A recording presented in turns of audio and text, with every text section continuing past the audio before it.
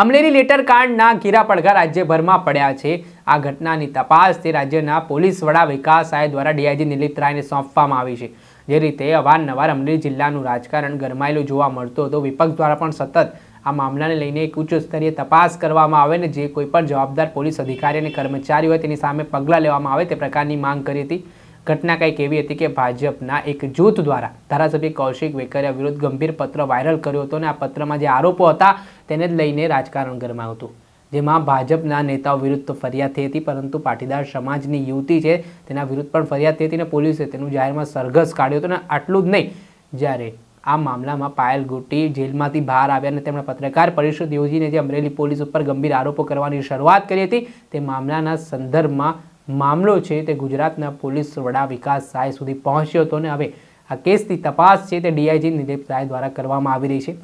ગઈકાલે Amreli circuit house ખાતે એસએમસીના DIG નિલીપ રાય છે તેમના સ્કોડ સાથે પહોંચ્યા હતા અને 3.5 કલાકથી વધુ સમય જે હાલ આ કેસના પીડિતા છે પાયલ ગોટી તેમનું નિવેદન નોંધવાની કાર્યવાહી હાથ ધરવામાં આવી હતી અને આજે કહેવાય રહ્યું છે એલસીબી એસઓજીના પોલીસ અધિકારીઓ અને કર્મચારીઓ છે તેમના નિવેદન નોંધવાની તજવીજ હાથ ધરવામાં આવી છે। આ મામલામાં અમરેલીના એસપી સંજય ખરાતના પણ નિવેદન નોંધવાની પ્રક્રિયા છે તે કરવામાં આવશે। હાલ જે સમગ્ર ચકચારી કેસ સામે આવ્યો છે, જે ઘટનામાં પોલીસની કામગીરી સામે પણ સવાલ ઉઠી રહ્યા છે, વિપક્ષ પણ આરોપ કરી રહ્યા છે અને જે માછલા પોલીસ ઉપર ધોવાઈ રહ્યા છે તે મામલાના સંદર્ભમાં ડીઆઈજી નિલીપ રાય છે તે તપાસ કરવાના છે। હવે આ તપાસમાં શું ખુલાસાઓ થાય છે, જે રીતે પાયલ ગોટી જે પીડિતા છે આ કેસના જેઓ આરોપ કરી રહ્યા છે તે આરોપોમાં કેટલી સત્યતા છે, પોલીસ કર્મચારી અને અધિકારીઓ જો તેમની સાથે આ પ્રકારનું વર્તન કર્યું હશે તો આગામી સમયમાં જો તપાસમાં આ બાબતનો ખુલાસો થાય છે તો ડીઆઈજી નિલીપ રાય રાજ્યના પોલીસ વડા વિકાસ રાયના રિપોર્ટ સોંપશે